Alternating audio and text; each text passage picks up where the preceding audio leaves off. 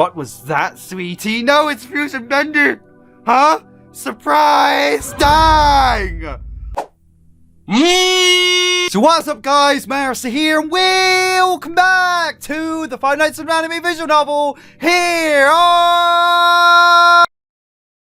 So we're now on part 3 of the Five Nights at Anime Bendy and the Ink Machine route. If you guys haven't seen part 1 or part 2 of the Bendy FNIA route, I'll leave links in the description down below. You gotta check those parts out. You guys won't know what the heck is going on around here if you haven't seen those parts. But enough of that jibber jabber. Let's get into it here for you guys who have. And yeah, let's see what else is gonna be going on. Hopefully gonna finish this route here. I don't know, we'll see. Let's go. So this woman, Susie Campbell, got fired and was replaced by a girl named Allison, correct? Oh, and there's Sammy Lawrence there. Yeah, forgot about, like, your whole design randomly. We saw this design in chapter 1, I believe. So, yeah, Sammy Lawrence, as you can see, guys, is a girl in this game, as I said, in part 2. Alison Carey, yes, in my opinion. Susie was a great singer and had a wide variety of voices, but Allison was better at nailing some of the notes and delivery of the lines. I like both girls, though I can see why Joey replaced Susie. Curious, what were they like? Susie was a huge flirt and was a little goofy, if not a bit eccentric at times. She was also short and a bit busty. Allison was one of the sweetest women I've ever met. Such an innocent sweetheart. Susie hated Allison for taking her star role, of course, but Allison had no idea. She treated Susie as her best friend. I think she used to call themselves the Angel Choir. Susie hated it, but I think she was just secretly jealous that she hadn't come up with it. Huh. What happened to them when this place closed? Not sure, but it might have been the same thing that happened to me, Norma, and Wenda. What do you mean? Who are those two? Well, Norma was the film projectionist, so that's Norman... Was it Norman Polks originally? So yeah, that's basically the FNIA version there. She was tall and was African American like you. Nice lady she was. Too bad I started going crazy around her and she got annoyed with me. We probably would have been good friends. As for Wanda, she was the janitor and mechanic. She was a bit excitable, lazy, and didn't quite understand what was going on most of the time. When Joey had gone missing, she got confused and said that we should cheer up. I hated having to be the one to tell her that Joey was gone. Wow. Yeah, it was a sad day, even for those who didn't like Joey. I'll bet. Well, let's get going. We don't want to be behind of the old man. Yeah, come on, Bendy. Bendy had been sleeping next to the Alice cutout. Oh, hi. Sorry. Why would Bendy be next to the Alice cutout? Maybe they actually like each other in this story here. I don't know. You continue walking. As you do, your face keeps falling on one thing. Mark. You realise I can see you staring at them. They giggle a bit as you find yourselves in a hallway. As you walk towards it, a Bendy cutout appears. Whoa! Sammy backed away rather fast while Bendy got out her pitchfork. As they walked forward to see her, it turned out to be Alice and the Bettys. Oops, sorry, we didn't mean to scare you. We were just pulling a little joke. It's fine. As you helped up Sammy, Henry walked out of the junction you were in, looking a bit shook up. So that was a bit like, again, chapter 3, as this is following. Boris pulls out the Bendy car and tries scaring you while playing chapter 3. So that's basically what they were replicating there. So that's a neat... hi, Henry, you okay? I'd rather not talk about it. Okay, well... Let's get going. Not so fast. She hands you a metal pipe. Huh? Ought to be useful later. Good point. You continue forward and soon find a locked door. To the right of it, there was a switch. It looked like it would only open the door partially. Everyone stay here. I'll go look for the other switch. They all agree. You walk along a pathway and see the other switch next to a poster of the Butcher Gang. They were pirate characters from the original 20 show. There were occasionally antagonists. As you walk forward toward the switch, something tumbled out from behind the poster. Oh, hi! Didn't expect an actual design, but sure. How are you there? Looks like you're doing rather well, to be honest. Charlie? Yep, I'd normally rob you, but I'm feeling pleasant today. She gets up and walks to you. You know, you're quite handsome for a landlubber. Thanks. You're pretty cute for a pirate thief. I am. So, can I hit that switch? Oh yeah, sure, if you give me $40. What? Fine. You pay her and press the button. As you do, you hear Betty pressing the button at the same time. The sounds of the cracking metal door opening fill the corridor. There. I got to go. Aw, do you have to? I can come with you. Well, I guess, although I thought you were bad characters, but sure. Great. Now I can make you pay for more unnecessary reasons. Still following you. You then hear a faint whisper as Charlie seemed alarmed. Actually, sorry, I got to go. I'll see you later. She disappears into the ink.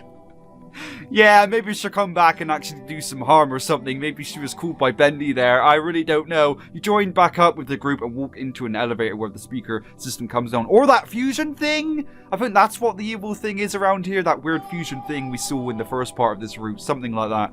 You two men are very interesting. Different. Looks like you two have a date with an angel!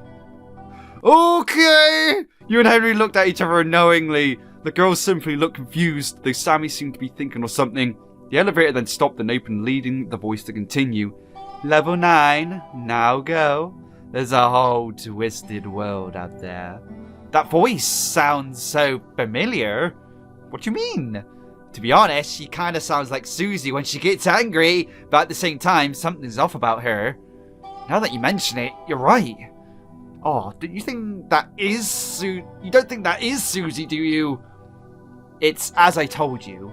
It sounds strikingly like her, but also sounds different at the same time. The others simply stared in confusion.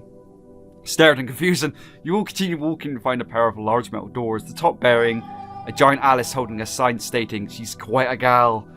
That she is! Ah, thank you, dear. But I was... you know what? No problem. So yeah, we still have the non-corrupt version with us, but there's also a corrupt version going around the Joey Drew Studio establishment here. Yeah, we should be used to this by now, guys. So many Bendys, so many Borises, and so many Alice Angels as well. She giggled and winked at you. You blushed and turned as the metal doors opened. Suddenly, 20's Betty ran ahead. Betty, what are you doing? I smell something. The other Bettys seemed to be in the same boat as her and they ran along with her. No use standing here waiting for them to come back. Let's follow.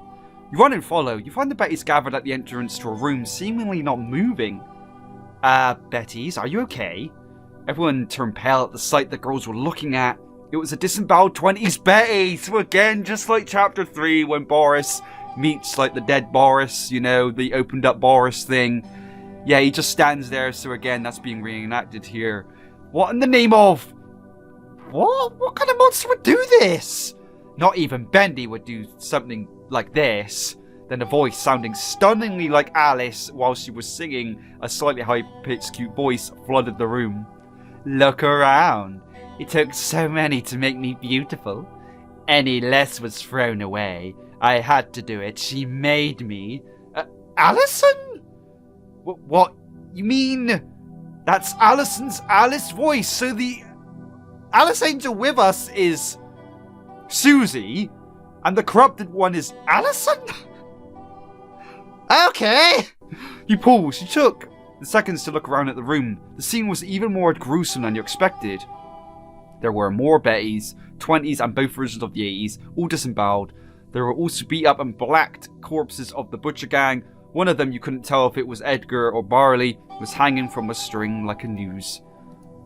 You notice another tape recorder and press play. Henry, Sammy, Bendy and Alice join in listening. To think me having a private lunch with Joey Drew, the head of the company. She apparently called me over because Henry was putting the final touches on the Halloween episode. She felt like speaking to me. Throughout the talk, she called me Alice. I would be lying if I said I didn't like it. Huh, well, I think we found her kink. Sammy and Henry glared at you. In the distance, you thought you heard someone whisper, moron. Sorry, just trying to lighten up the mood. It's okay. You five start to walk around, the Bettys staying where they were. No, only the humans may enter. Bendy and Alice stay back as you, Henry and Sammy enter. You see the messed up Alice standing above, a tied up member of the Butcher Gang. Oh, hi there, Alice. You doing okay? I swear you look more beautiful than ever. Totally not lying. So, now we come to the question. Do I kill you? Do I tear you apart to my heart's content? The possibilities are beautiful. How's a girl to choose? She glances at you before looking back at the Butcher Gang member. Take this little tramp, for instance. Dragging her corrupted ink into my room. Could have grabbed me, pulled me back. Do you know what it's like? Living in the endless abyss of that dark substance? It's like a purgatory of endless voices and thoughts. It can leave the sanest man babbling like an infant.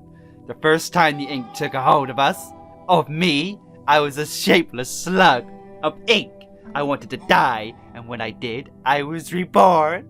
I became what I knew I always was. The brighter voice kicked in as she gained a glint in her eyes.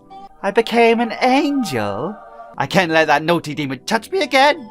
I'm so close. I'm so close to becoming perfect. To pleasing her. Yes, I will spare you. I will let you rise up and leave this place of torture. Your friends too, but only if you can do me some little favors beforehand. Now return to the lift, you little retrievers. You've got a lot to do. So not even in this novel, guys, we're saved from the fetch questing. Dang it all! As you three step back, a metal shutter comes down. The echoed muffled screams of the Butcher Gang member fill the corridor. Wow. Yeah, it only serves to show more of the horrors of this fire pit. You stay silent, attempting to soak in all for what you heard. Something sounded off about her. Two voices. Her claiming that she was killing because the girl forced her to do it while showing no remorse for her actions, as well as more. Plus, something perhaps realization flickered through the two's eyes. Henry, are you thinking what I'm thinking? Unfortunately. What? What are you talking about? We think that Susie and Allison became that Alice we saw. Okay. So who's the Alice with us? Kinda confused right now. How did the Alice we have with us come to be? I'm honestly not sure. Maybe she's literally the Alice, while, yeah, like they're saying here, the voice actors Susie and Allison became that Alice. If you know what I mean, I don't know. Oh, but how? We're not sure. I'm starting to fear that the ink has a sort of fusing property to it. That's why the ink machine is special. And that leads me to fear something else. Why would Joey want to put in a machine with that sort of purpose? You will go back to the metal door entrance and hear the Alice fusion. Alright, we'll start off easy. So don't mess up, alright? I can always change my mind. You just have to find the ink vial panels and turn the dials until you get the power cores. Take this wrench to help you fight. Say, 5 o'clock shadow, take the other item. Special gift from me. Right after you took the wrench from the podium, an axe appeared in its place. Henry took it with a flicker of comfort in his eyes. You will go out and distract the ink demon while the others do my orders. Alright. He leaves, clutching the axe tight in hand.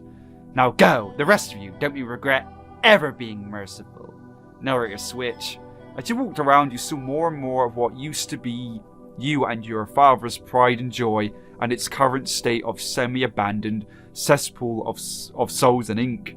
As you walked past the window, you saw a bright shining light emitting from it. You turned to look inside and your jaw dropped. Inside was what looked like an inky zombie akin to Sammy. However, this one acted more lifeless, or at least more dazed. She was nude, with wires and film reel covering her. She had a camera next to her head, perching as if it was a power or second head. A camera? A projectionist camera. Norma!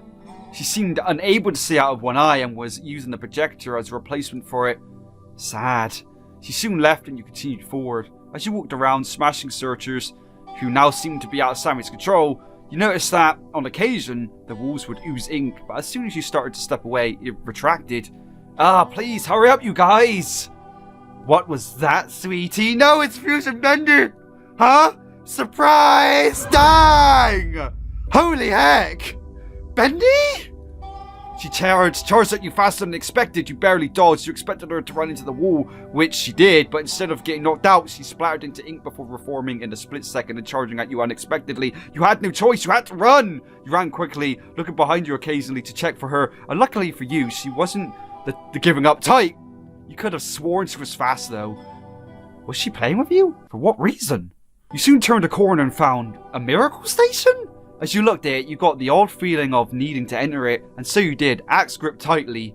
The fusion walked in and stared at the station, maybe even directly at you. You could have sworn she shared eye contact. She grinned, like a cat ready to pounce for its prey. She got ready and charged towards you. As your light flashed through your eyes, including several instances of her, you heard her shriek in pain. Ah! Alice! I should have known! I'll be back. She lurked away in the shadows. After about 5, 10, 20 minutes, you stepped out. You examined the station to find slight traces of ink. Alright, so the miracle station is like... basically like a weakness for the Bendy? Like she can't get close or something, or get inside? Alrighty, because in the actual game, I guess it's kind of like that, but Bendy just doesn't know you're there. But in this instant, yeah, if she gets really close and tries to get you and knows that you're in there, she just physically can't because there's some sort of, I don't know, magical thing going on there, I suppose. Alice must have done something to this ink. Odd. You then continue to keep an eye out for the Bendy fusion. Narrator switch. You never walk back to Alice. Good job, little errand runners. Now I've got a special order for you. Tie up the 2 remaining members of the Butcher Gang and bring them to me for interrogation. I've already taken Evelyn. You need to find Charlie and Bailey. I don't like this, mister. I agree. This sounds cruel, and as though we're setting them up to be killed and or tortured.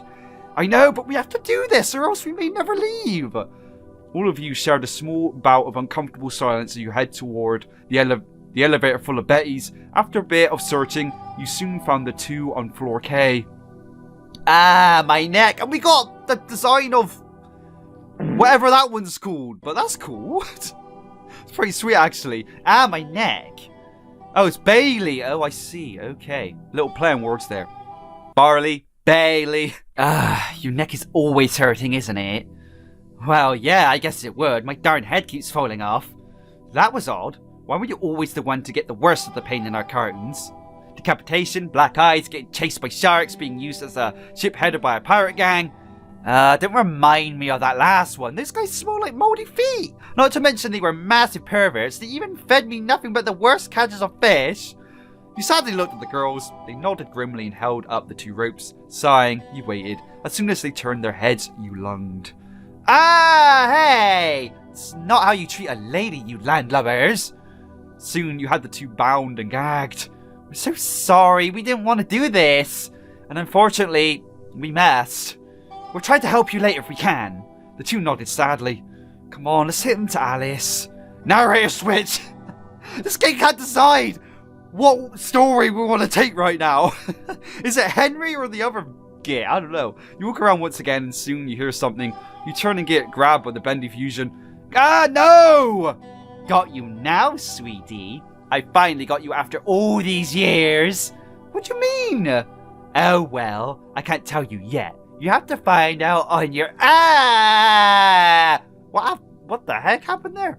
While she was distracted and talking, you had swung the axe. Oh! We never! Half of her had a look of utter horror while the others smiled lightly. The 2 halves turned into both Bendies. The short one being 20s and the smiling one being 80s. Yeah, there they are. Kind of forgot what happened to them, you know. But yeah, they fused, didn't they? Okay. No, no, no. Yes, I'm free. Huh? I thought... Crater, run! Looking, you find her attempting to stop a grim-looking 20s Bendy. No, you're not going to keep me from him. We need to become one again. You start running. After a while, 80s Bendy joins you, panting. That was close. What just happened? 20s me kidnapped me and fused me with me to make me look bad. But why? She wants to show you she's good. I still don't get it. Then maybe this will help. By showing you that she's good, she wanted you to sympathize with her. Or even to show you that she hasn't changed. You see, narrator switch. I thank you for the presents. I assure the 2 of you and I will have some fun. But anyways, I've got one last favor. Do it and I'll let you go. I'm giving you a special tool to help make this job easier. A Tommy gun rose up from the pedestal. Sammy immediately grabbed it. Let me take care of this baby. I've got practice this type of gun when I was a teen. As long as you don't point at us. Man, I am glad you're on our side. No problem. Your job is to collect the ink hearts, fossils of the fallen, while also avoiding an old friend. I'm sure she'll be happy to see you again, Sammy. Ah, dearie me, that sounds mighty ominous. So it does. You head to the elevator and reach the bottom floor. Looking around, the place was flooded with ink up to your lower leg. There were projectors everywhere, all showing an old 20s short you don't remember ever watching. Wow, as creepy as this place is, I'm getting serious musical inspiration. Well, at least something good is coming out of this situation. You start searching, 20s Betty finding the first heart. It was nothing but a self-beating black heart. How repugnant! And we have to find 4 more of these dreadful things? I don't know. I find them cute. Let's just continue searching. Wait, what's that? In the distance, a strong beam of light shone into the left wall a few feet in front of you. Odd. Wait, is that light getting bigger? It's almost like something's getting closer. She then came into view. She was an inhumanoid, akin to Sammy, but no clothes except for film reels and wires covering her explicit sections. Why wires and film reels? Because perched on her shoulder was a projection camera. In fact, her camera might as well have been her head. Her head was missing an eye and she had a blank zombie-like expression. As soon as the light touched you, both of you paused before she started running at you. We got the projectionist here, guys! As if it wasn't already creepy enough in the real chapter 3. We got the FNIA version here. Run! You all run forward, turning corners in an attempt to escape. Suddenly, Sammy then sticks her leg out and trips the oncoming girl. As soon as she tripped, Sammy pinned her down and aimed the gun to her head. Any words before I fire, monster? The humanoid mumbles as if trying to say something. What the? Sammy! Huh? She recognizes your voice! Then it must be someone you know. Wait, the projector? The fact that you know my name. You only have one eye. Ah! Norma? The girl nods. Sammy puts the gun down and sighs in relief. Everyone, this is Norma Polk. She was a co-worker of mine in the music department. Nice to meet you?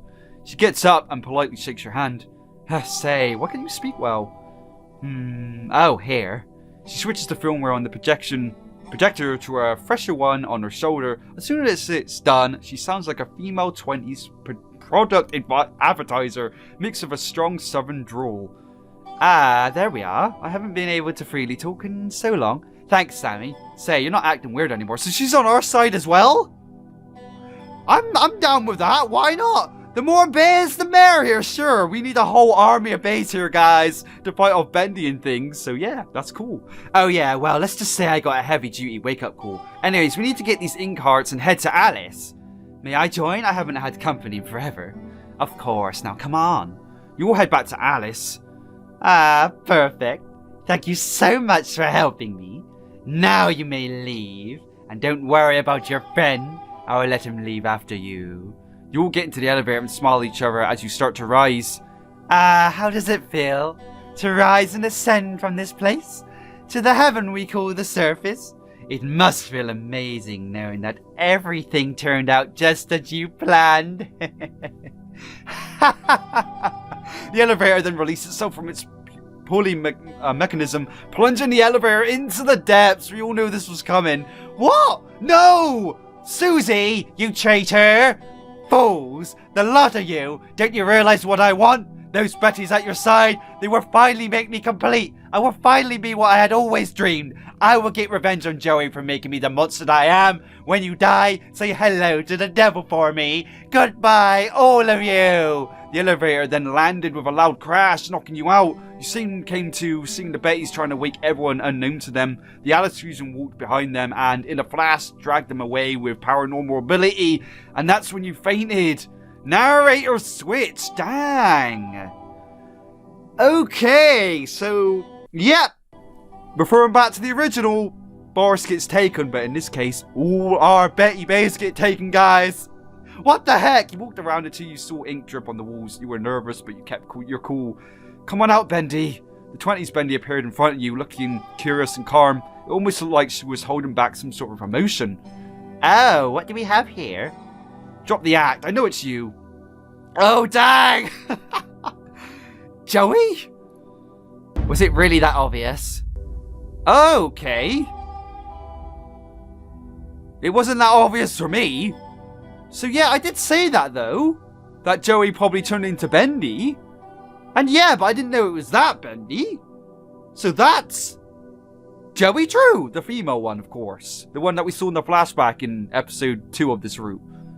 Alright, very, very interesting stuff. But we sadly have a to be continued right here, guys. So yeah, we will have to continue this when this route gets updated. But for now, of course, yeah, gotta end it here. Very interesting so far. Some bits are confusing. Like, I said that before, like how it keeps switching the whole narration thing. I know we're kind of playing as 2 characters. We got Henry and the other guy. I think they're both called Henry, weird enough, actually. I think they're both called Henry, which is also adding to the confusion here. But yeah, it keeps switching the narration. I prefer it if it didn't do that and just stayed with one story, in my opinion. But it's still cool, and I'm still interested to see what will be going on when this gets updated. But yeah, for now, guys, if you enjoyed this one, definitely smash the like button, it's huge appreciated. And if you're new around here, we check out all these wacky visual novels, including, of course, the FNIA visual novel here and other indie games. But yeah, guys, most importantly, thank you for even watching today, and I'll see you in the next one.